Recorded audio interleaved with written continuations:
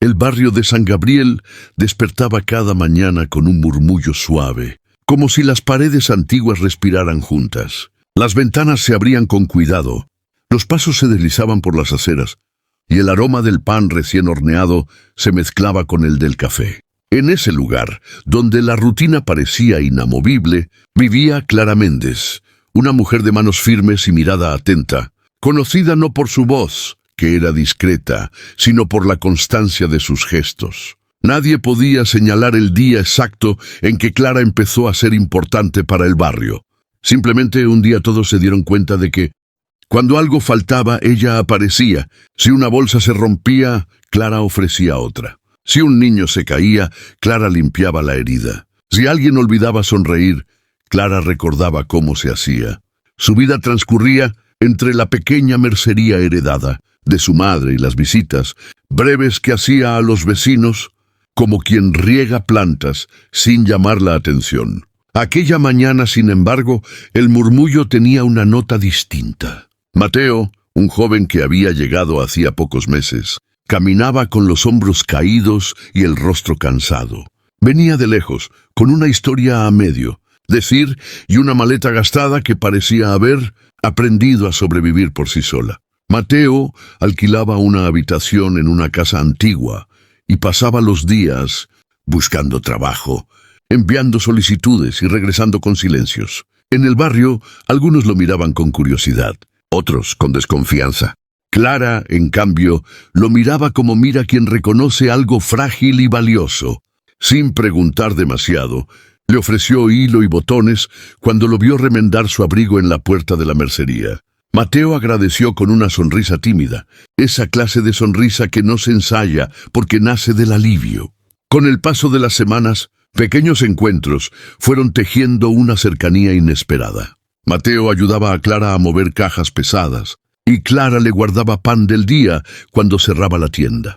No hablaban de grandes cosas. Hablaban del clima, de los colores que más les gustaban, de la música que se escuchaba en las radios viejas. En esas conversaciones sencillas, ambos encontraban descanso. Clara había aprendido que la bondad no siempre necesita palabras. A veces basta con estar. Mateo, por su parte, empezó a creer que el barrio podía convertirse en hogar si uno se permitía confiar. Una tarde de lluvia persistente, cuando el cielo parecía no tener prisa, ocurrió algo que puso a prueba ese delicado equilibrio. Don Ernesto, el relojero del barrio, cayó enfermo. Su taller cerró de improviso, y la ausencia se notó como un hueco en el aire. Don Ernesto no tenía familia cercana. Su vida estaba hecha de engranajes y de la paciencia que requiere arreglar, lo que otros dan por perdido. Clara fue la primera en tocar su puerta con una bolsa de sopa caliente. Detrás de ella llegaron otros vecinos, algunos con fruta, otros con flores, otros con silencio respetuoso. Mateo observó desde la esquina dudando si su presencia sería bienvenida. Clara lo llamó con un gesto y Mateo entró. No dijo mucho. Se ofreció a limpiar el taller y a ordenar las piezas. Don Ernesto, con voz débil, sonrió al ver el brillo de los relojes alineados. En ese gesto compartido, el barrio entendió algo. La bondad no es un acto aislado, sino una corriente que se fortalece cuando alguien se suma. Los días siguientes trajeron una coordinación silenciosa. Se organizó un turno para visitar a don Ernesto, para asegurar que nada le faltara. La mercería de Clara se convirtió en punto de encuentro. Sobre el mostrador, un cuaderno registraba nombres y horarios. Mateo se ofreció para las mañanas, cuando la ciudad despertaba y el taller necesitaba orden. En ese espacio, rodeado de tic-tacs y polvo de metal, Mateo encontró una calma nueva. Cada reloj arreglado parecía ajustar algo dentro de él. Clara, al verlo regresar con las manos negras de grasa y los ojos claros, supo que había tomado la decisión correcta al confiar. No todo fue fácil. Hubo días en que el barrio se tensó por rumores y miedos. Alguien dijo que ayudar tanto podía traer problemas, que era mejor no involucrarse. Clara escuchó sin discutir. Sabía que la bondad también exige paciencia frente a la duda. Siguió abriendo la mercería, siguió preparando bolsas, siguió sonriendo con esa serenidad que no busca aprobación. Mateo, influido por las voces, dudó una noche. Pensó en irse, en buscar otro lugar donde empezar de nuevo. Caminó hasta la mercería cerrada y se sentó en el escalón. Clara, que volvía de una visita, lo encontró allí. No le dio discursos. Le ofreció una taza de té caliente y se sentó a su lado. En el silencio compartido, Mateo entendió que quedarse también era un acto de valentía. La enfermedad de don Ernesto comenzó a ceder y con ella el ánimo del barrio. Cuando el relojero volvió a abrir el taller, colgó un pequeño cartel escrito a mano: «Gracias por el tiempo compartido». Nadie reclamó reconocimiento. La vida siguió, pero algo había cambiado. Las miradas eran más abiertas, los saludos más largos. La mercería de Clara vendía lo mismo de siempre, pero parecía contener más luz. Mateo consiguió un trabajo temporal en una biblioteca cercana. Los libros, como los relojes, pedían cuidado. En cada paso, la bondad demostraba su naturaleza contagiosa.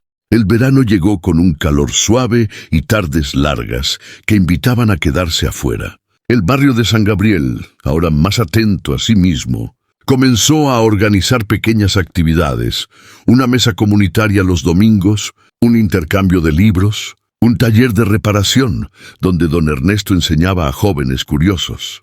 Clara participaba sin dirigir. Su talento era acompañar. Mateo, cada vez más seguro, coordinaba horarios y ayudaba a quienes se acercaban por primera vez. La idea de corazones amables dejó de ser una frase bonita para convertirse en práctica cotidiana. Fue en una de esas tardes cuando apareció Lucía, una mujer mayor con una bolsa de tela y un andar cuidadoso. Se había mudado al barrio tras perder su casa en otro lugar y traía consigo una tristeza que se notaba en los silencios. Nadie sabía bien cómo acercarse. Clara fue, como siempre, la primera en ofrecer ayuda. Lucía aceptó con reservas. Poco a poco, entre charlas cortas y tareas compartidas, Lucía empezó a contar fragmentos de su historia: la pérdida, el cansancio, el miedo a empezar de nuevo. Mateo escuchaba con respeto, consciente de reconocer en esas palabras algo propio. Juntos, sin planearlo, le construyeron una red de apoyo discreta.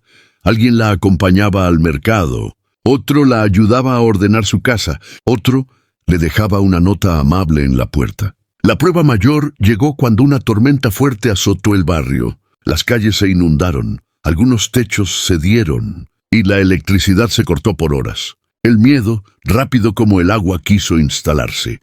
Pero el barrio respondió con lo aprendido. Se encendieron velas, se abrieron puertas, se compartieron mantas. Clara organizó desde la mercería un punto de encuentro. Mateo recorrió las casas para verificar que todos estuvieran bien. Don Ernesto, con manos firmes, arregló linternas. Lucía preparó té para quienes temblaban. No hubo héroes individuales. Hubo una comunidad sosteniéndose. Cuando la tormenta pasó, dejó marcas visibles e invisibles. Las calles necesitaban limpieza, algunas paredes requerían reparación. El barrio trabajó junto, sin prisa pero sin pausa. En ese proceso surgieron conversaciones profundas. Se habló de miedos, de pérdidas, de sueños postergados. Clara compartió la historia de su madre y la mercería. Mateo habló de su viaje y de su deseo de estudiar. Lucía habló de su esperanza de volver a cantar, algo que había dejado atrás. La bondad, entendieron, no solo repara lo roto, también abre caminos. Con el tiempo, San Gabriel fue reconocido por su espíritu colaborativo. Llegaron visitantes, curiosos por aprender cómo se había formado esa red invisible. Clara sonreía ante las preguntas y respondía con sencillez: «Empezamos por escuchar».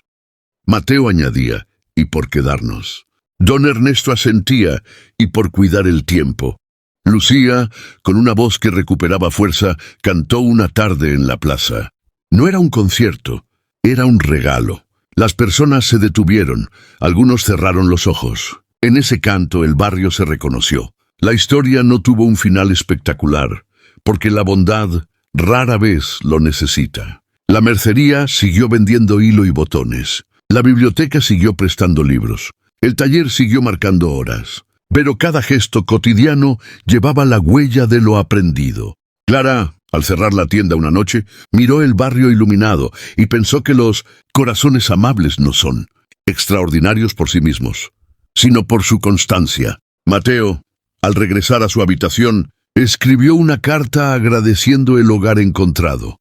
Lucía, al acomodar su bolsa de tela, sonrió con la certeza de pertenecer. Así, entre pasos sencillos y decisiones pequeñas, San Gabriel se convirtió en un lugar donde la bondad no era un ideal lejano, sino una práctica diaria. Y aunque el mundo fuera amplio y complejo, allí, en esas calles, los corazones amables demostraron que el cambio empieza cuando alguien decide cuidar al otro, sin esperar nada a cambio, y alguien más decide sumarse.